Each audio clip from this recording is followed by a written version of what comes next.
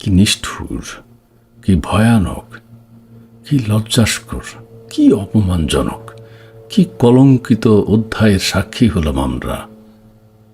ভাবতে অবাক লাগে, একজন মানুষ যেই বর্ণের, যেই ধর্মের, যেই গোত্রেরই হোক না কেন, এই ধরনের নিষ্ঠুরতা, বর্বরতা চলতে পারে না। অতীতেও এরকম হয়েছে, কিন্তু এই গত 10 মাসে আমরা যা দেখেছি শিহরে উঠতে হয়। কুমিল্লার মুরাদনগরে যে রেপ করেছে, রেপিস্ট যে, সেই যেই দলেরই হোক, যেই বর্ণেরই হোক, যেই গোত্রেরই হোক, যেই বংশেরই হোক, তাকে গ্রেপ্তার করা হয়েছে। চরম শাস্তি প্রত্যাশা করছি। এবং তারপরে যারা ওই নারীকে নিয়ে উল্লাস করেছে, ভিডিও করেছে এবং তার উপর শারীরিক নির্যাতন চালিয়েছে তার বিবস্ত্র অবস্থায়, এখন ভাবতে অবাক লাগে যে তারা খবর পেল কিভাবে। ও ফজর আলী রেপ করলো, কিন্তু এরা কিভাবে খবর পেয়েছে? এরা কিভাবে তার উপর আরও নৃশংসতা চালালো? বিবস্ত্র অবস্থায় ভিডিও, মানে যা খুশি তাই করেছে, আমরা দেখেছি ভিডিওতে। এটি তো হতে পারে না। একজন উপদেষ্টা অলরেডি বলে ফেলেছেন, ওই ছেলেরা যে রেপ করেছে, রেপিস্ট যে, সে আওয়ামী লীগ ঘরানার কিছু একটা বলতে চেয়েছেন। এইটা আমাদের দেশের কালচার। যেই দলেরই হোক, আপনি চিন্তা করবেন না, যেই দলেরই হোক তাকে আইনের আওতায় আনুন।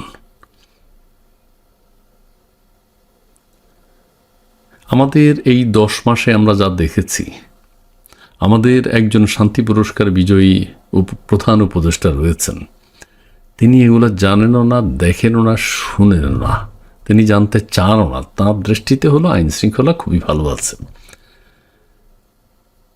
ঠিক আছে, নিয়ন্ত্রণ করতে হবে। তিনি ছেড়ে দিয়েছেন মবের রাজা, তিনি মব কিং। তার নেতৃত্বেই সব কিছু হচ্ছে।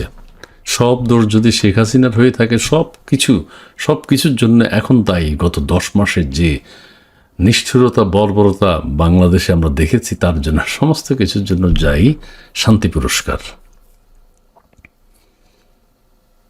তিনি উৎসাহিত করেন।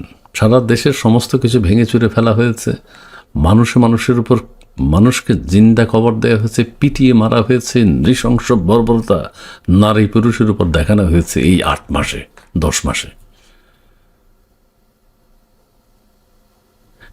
আবার আসি কুমিল্লার মুরাদনগরে।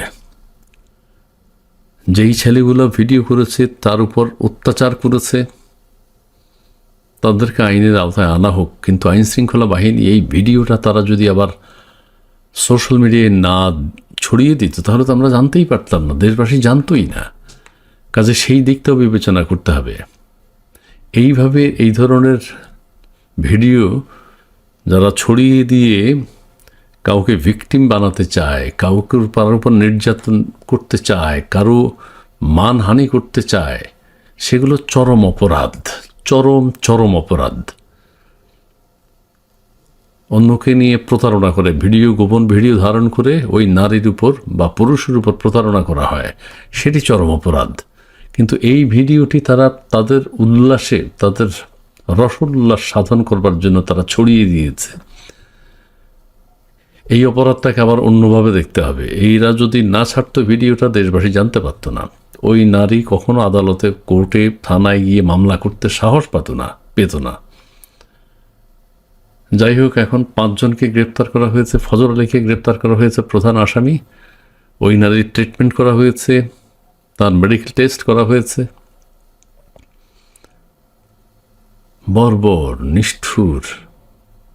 আসলে একটা কথা বলতে হয়, একটা কথা বলি, মানুষ হওয়া অর্থাৎ পশু পাখি, নিজ গুণে পশু পাখি। গরুর কি চলে, কিভাবে চলাফেরা করে, গরুকে দেখলেই আমরা বুঝি। বাঘের কি চরিত্র সেটা আমরা বুঝি। পাখির কি চরিত্র, পাখির কি বর্ণ আমরা দেখলেই বুঝতে পারি এটা কোন জাতের পাখি, কোন বর্ণের পাখি, কোন কালারের পাখি। কিন্তু মানুষ জন্মিলেই মানুষ হতে পারে না। জন্মগ্রহণ করার পর মানুষের মনুষ্যত্ব বিবেক যদি না থাকে তাহলে তিনি মানুষ হবেন না। পড়ালেখা যে যতই করুন না কেন, মনুষ্যত্ববোধ, মানুষের উপকারে আসা, সমাজের জন্য কাজ করা, দেশের জন্য কাজ করা, অথবা নিজের মতো করে অন্যের ক্ষতি না করে জীবন ধারণ করা হচ্ছে মনুষ্যত্ব। কিন্তু মানুষের মধ্যে সেই গুণটি নেই। সেই গুণটি অর্জন করা অনেক সাধনার ব্যাপার। আমরা কি দেখলাম? এটা ভিডিও করে এই যে এতগুলো ছেলে ঝাঁপিয়ে পড়ে ওই নারীর উপর চড় থাপ্পড়, আহারে।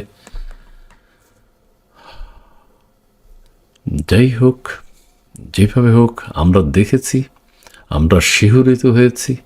আমাদের প্রধান উপদেষ্টা এগুলোর উৎসাহদাতা। আর ব্যক্তিগতভাবে প্রত্যেকের বিবেক কাজ করতে হবে যে আমি কি করব কি করব না, এই ধারণা থাকতে হবে। পরিবার থেকে, বংশ থেকে, শিক্ষা প্রতিষ্ঠান থেকে স্বশিক্ষিত হতে হবে। শুধু পড়ালেখা করলে হবে না, স্বশিক্ষিত হতে হবে। কিন্তু সেটা কোথায়? প্রত্যেকে নিজের বিবেক দিয়ে কাজ করতে হবে। এই জন্য আমাদের রাজনীতি, আমাদের সমাজ ব্যবস্থাও অনেক দায়ী। একজন রাজনৈতিক বক্তার বক্তব্য থেকে আমরা কিছু শিখতে পারি না। পাঠ্য বই যেভাবে সাজানো হয়েছে সেখান থেকে আমরা কিছু শিখতে পারি না চরিত্র গঠনের জন্য। আমাদের প্রধান উপদেষ্টার বক্তব্য থেকে আমরা কিছু শিখতে পারি না। তিনিও ভালো কোনো বক্তব্য আজ পর্যন্ত দেননি যে বক্তব্য নিয়ে দেশের ছেলে মেয়েদের চরিত্র গঠন হবে, ভবিষ্যৎ সম্পর্কে জানতে পারবে। কিছুই তিনি বলতে পারেননি। তিনি তো নোবেল পুরস্কার পেয়েছেন, তাও তো কিছুই দেখতেছি না যে দেশের মানুষ গবেষণা করবে, বিদেশের মানুষও তার বক্তব্য নিয়ে গবেষণা করবে। যাই হোক, এই হত্যার, এই ধর্ষণের, এই রেপিস্টদের দৃষ্টান্তমূলক শাস্তি হোক, আইনের আওতায় আনা হয়েছে। আর যদি এই ভিডিওটি আমরা না দেখতাম, সারা দেশের মানুষ যদি জেগে না উঠত, এই ছেলেরও কিছু হতো না, কেউ জানতেও পারতো না। যাই হোক, যেভাবেই হোক আমরা জেনেছি, এখন দৃষ্টান্তমূলক শাস্তি প্রত্যাশা করি।